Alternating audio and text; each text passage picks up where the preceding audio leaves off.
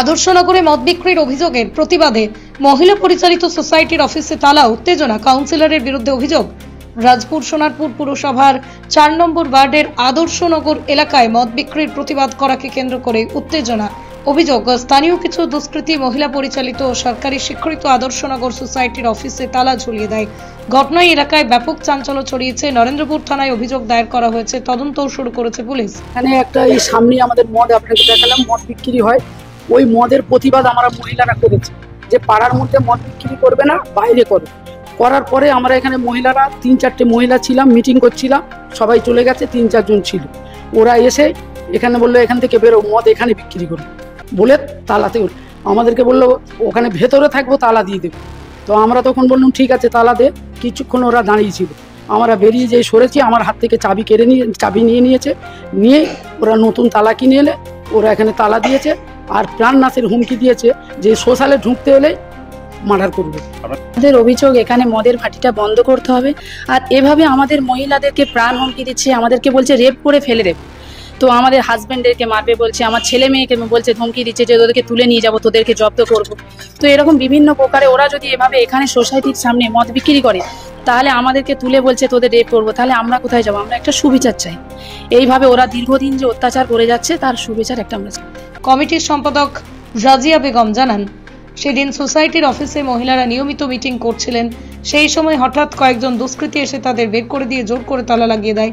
তারপরেই অভিযোগ, বিজয় হালদার, চটা ও বুড়ো সাহাই ৩ জন স্থানীয় কাউন্সিলরের মদতে কাজটি করেছে। রাজিয়া বেগমের দাবি, তিনি আগে কাউন্সিলরের সঙ্গে থাকলেও এখন আর যোগাযোগ রাখেন না, তাই প্রতিহিংসা বশত এই ঘটনা ঘটানো হয়েছে। সোসাইটির আরেক সদস্য বেবিজা খাতুন অভিযোগ করেন, তাদের ধর্ষণের হুমকি দেওয়া হয়েছে, এমনকি প্রাণনাশের ভয়ও দেখানো হচ্ছে। অনিন্দিতা দেব বলেন, এলাকায় দীর্ঘদিন ধরে অসামাজিক কার্যকলাপ চলছিল। টুম্পা রায়ের বক্তব্য, মহিলারা এখন আতঙ্কের মধ্যে দিন কাটাচ্ছেন। অভিযোগ অস্বীকার করেছেন ৪ নম্বর ওয়ার্ডের কাউন্সিলর বিভাস। একজন নাগরিক, এই যে অসামাজিক যে কাজকর্ম হয় সেগুলো যাতে বন্ধ হয়, তাতে জনগণকে আরো সচেতন হয়ে এগিয়ে আসতে হবে। আর এই ধরনের অসামাজিক কাজকর্ম যত শীঘ্রই বন্ধ হয় এটার জন্যই আবেদন। কাউন্সিলরের মদতে এখানে তালা লাগিয়ে দিয়ে গেছে, কি বলবো?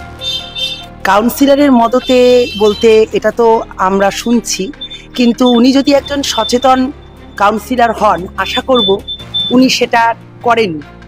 কিন্তু জনগণ যদি বলে যে কাউন্সিলর করেছেন, সেক্ষেত্রে কতটা তা কার্যকরী সেটা এখানকার আদিবাসীরা বলতে পারবে, এখানকার নাগরিকরা বলতে পারবে। আমি একজন নাগরিক হিসাবে এটাই আবেদন রাখছি যে জনগণকে অনেক সচেতন হয়ে এই হ্যাঁ, তালা তো লাগিয়ে দিয়েছে, যাদের নাম বলা হলো তাদেরই, সেই নাম না করাই ভালো। কারা করেছে কারা না করেছে এখানে তো অনেক প্রশ্নের সম্মুখীন হতে হয়। তাই একটাই আশা রাখবো যে এই অসামাজিক কাজকর্ম যত শীঘ্রই বন্ধ হবে এবং প্রত্যেকে আসবে আমাদের এই ওয়েলফেয়ার সোসাইটিকে, আমাদের যারা সদস্য আছে তাদেরকে সহযোগিতা করবে এবং এই সমস্যার যাতে আশু সমাধান হয় এই বিষয়ে আপনাদেরকে। এখন সারা পশ্চিমবঙ্গে যা ঘটনাগুলো ঘটছে, সেটা ক্লাব বলুন বা যে কোনো প্রতিষ্ঠান বলুন, সেখানে তোলাবাজি নিয়েই দ্বন্দ্ব, সর্বত্রই তোলাবাজি নিয়ে দ্বন্দ্ব, নিজেদের মধ্যে মারামারি, তোলাবাজদের মধ্যে নিজেদের মধ্যে মারামারি। তা এই ওয়েলফেয়ার সোসাইটি নাম দিয়ে ওখানে যে ঘটনা ঘটেছে সেইটা কোনো মদের ভাটি ভাঙার জন্য ওরা করেছে না করেছে এটা আমার জানা নেই। কিন্তু এই যে দ্বন্দ্ব এবং তালাবন্ধ যা কিছু, এটা তোলাবাজদের মধ্যে নিজেদের মধ্যে ভাগ বাটোয়ারার দ্বন্দ্ব, নিজেদের মধ্যকার তোলাবাজির বিরোধিতা। এলাকার মধ্যেও এই ক্লাব সম্বন্ধে, এই ওয়েলফেয়ার সোসাইটি সম্বন্ধেও মানুষের মধ্যে তীব্র ক্ষোভ রয়েছে, এ নিয়ে কোনো সন্দেহ নেই। যা কিছু ঘটনা সেটা হচ্ছে তোলাবাজি নিয়েই ঘটনা। এরা ক্লাবেরও নানা রকম যারা যুক্ত আছে তারাও যে একেবারে সব ভালো কাজের সাথে যুক্ত এটা আমি বলবো না।